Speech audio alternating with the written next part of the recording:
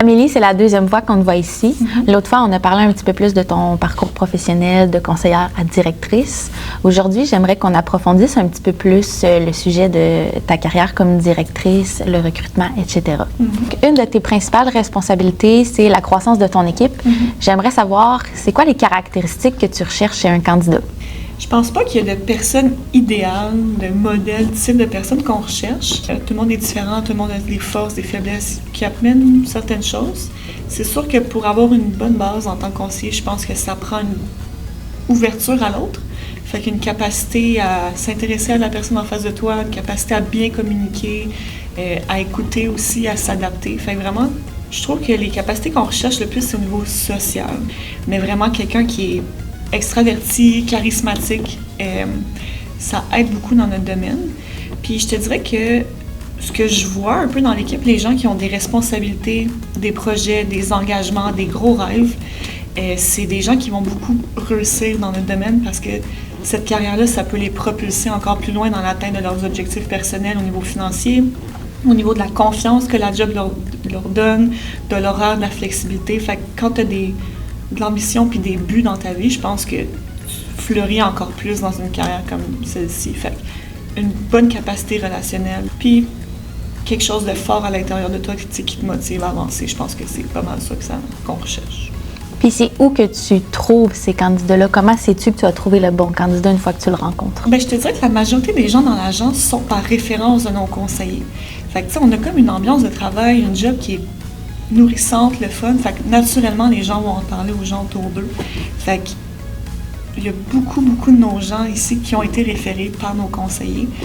Sinon, quand on est en rendez-vous avec les clients, puis on sent qu'il y a une insatisfaction par rapport à leur job actuel, leur carrière actuelle, bien, c'est un super bon moyen aussi de dire, tu sais, ce qu'on est en train de faire ensemble, possiblement que tu pourrais le faire aussi si ça t'intéresse. Fait que je pense que c'est la meilleure façon de rencontrer les gens, c'est vraiment soit par référencement ou parce qu'on les rencontre, on aime leur vibe, on aime comme qu'est-ce qu'ils dégagent, puis on les recrute un peu en même temps de cette façon-là. Oui, le recrutement, c'est un volet très important de la job de directeur, mais il y a aussi celui de coach pour les conseillers. J'aimerais que tu me dises, qu'est-ce qui fait de toi un bon leader dans ton équipe? Qu'est-ce qui fait moi un bon leader? Ben, écoute, je pense pas que je suis plus spéciale que les autres. Il n'y a pas rien en particulier qui me démarque à mon avis.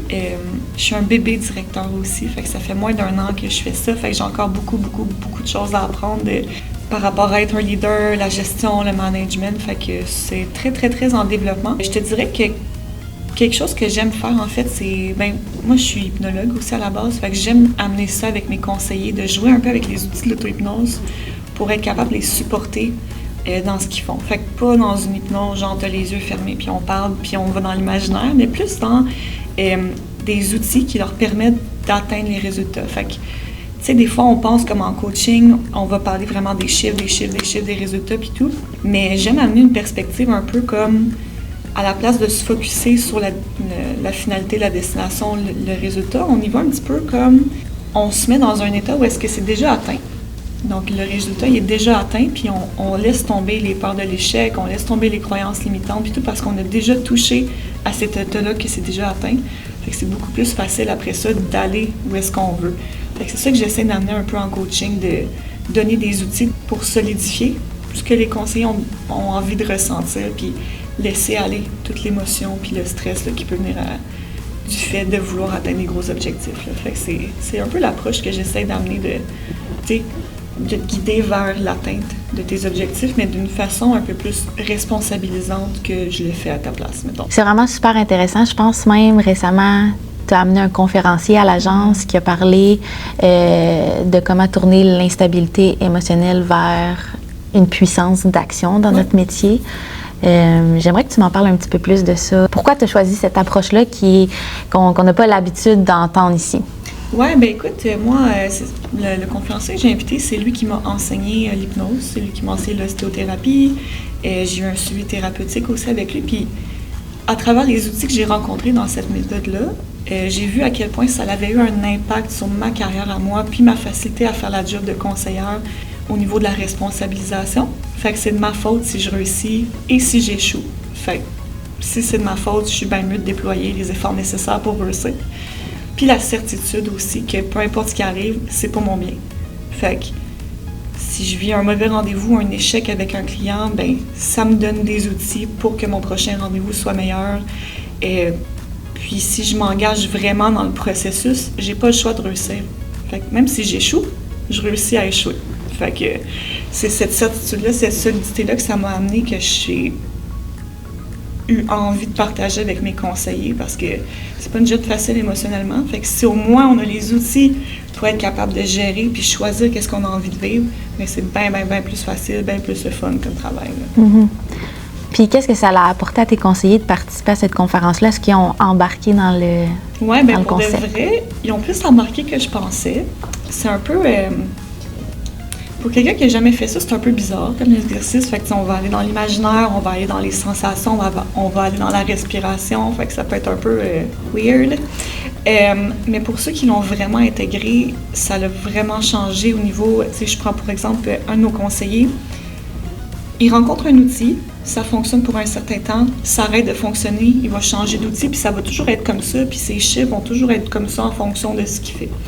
Fait que pour lui, qu'est-ce que ça l'a apporté? C'est vraiment une réelle responsabilisation de c'est toi l'élément qui fait que tu as réussi ou que ça réussit pas. C'est pas les outils que tu rencontres, c'est pas les méthodologies, c'est toi le problème ou la solution. Fait que pour cette personne-là, à partir du moment où est-ce qu'on a commencé à faire ça, ça fait pas une semaine qu'il génère pas sa paye. Il fait des ventes à chaque semaine, il va se classer pour quelque chose de vraiment important, que ça fait 2 ans qu'il essaie de se classer. Fait que, tu sais, ça fonctionne super bien. Pour d'autres personnes, ben c'est juste de diminuer le stress. On a des personnes qui sont en situation où est-ce que ça va vraiment pas bien, que c'est plus possible pour eux de s'imaginer en train de faire ce job-là puis de réussir. Puis en 5-10 minutes d'exercice, d'imaginaire, de jouer avec tout ça, ben tout d'un coup, c'est « Oh mon Dieu, OK, finalement... » on y va, puis c'est possible, puis il y a comme quelque chose qui s'ouvre, puis ça laisse place aux solutions d'émerger. En fait, là, on n'est plus dans l'apitoiement, puis de se rabaisser, on est vraiment dans « OK, mes émotions sont gérées, comment je peux faire maintenant pour genre évoluer vers quelque chose d'autre de plus constructif, de plus sain? » C'est beaucoup plus agréable de travailler dans un climat comme ça. C'est vraiment le fun qu'on ait une nouvelle approche comme ça dans nos bureaux parce que ça permet à nos conseillers d'ouvrir un petit peu plus leurs horizons puis d'apprendre des nouvelles choses. C'est souvent ça, tu sais, dans tous les domaines de vente, les gens lâchent à cause de la pression qui est associée à cette job-là. On a des super bons conseillers, des personnes qui sont bons avec les clients, qui font bien la job, mais ils lâchent parce que c'est trop de pression, c'est pas assez facile d'avoir ce qu'on veut. Fait que d'avoir des outils comme ça vient vraiment enlever cet aspect-là. On a parlé un petit peu de difficultés, puis tu as dit que tu étais jeune aussi dans le domaine. Ouais. C'est sûr que tu rencontres des difficultés au quotidien dans ta carrière. J'aimerais que tu m'en parles, mais surtout, c'est quoi les outils que tu apportes pour surmonter tes difficultés? Je pense que ma plus grosse difficulté quand j'ai changé de poste, ça a été vraiment ma structure. Fait que moi, je suis quelqu'un qui est très bon pour improviser, puis tu sais, jongler avec bien des assiettes en même temps, 16 000 cases ouvertes dans ma tête, puis faire un peu tout sur le fly. Quand j'ai été nommée directrice, c'est plus quelque chose que je pouvais faire. Ça me prenait d'avoir une rigueur, une structure, puis de respecter mon horaire, de respecter mon agenda. Quand j'ai changé de poste, j'ai dû apprendre à me structurer, en même temps de l'apprendre à mes conseillers. Mais ce qui m'a aidé vraiment, c'est le soutien de mon directeur d'agence, de mes collègues aussi. Quand tu es transparent avec ton monde, puis qu'ils comprennent que c'est une difficulté pour toi, ben ils sont bien plus indulgents par rapport à ça, c'est ça le mot que je cherchais. Puis maintenant, tu es en train d'évoluer dans ta carrière de directrice, tu apprends beaucoup de choses. Tu te vois où dans 5 ans avec tout ça? La fameuse question, on se voit où dans 5 ans?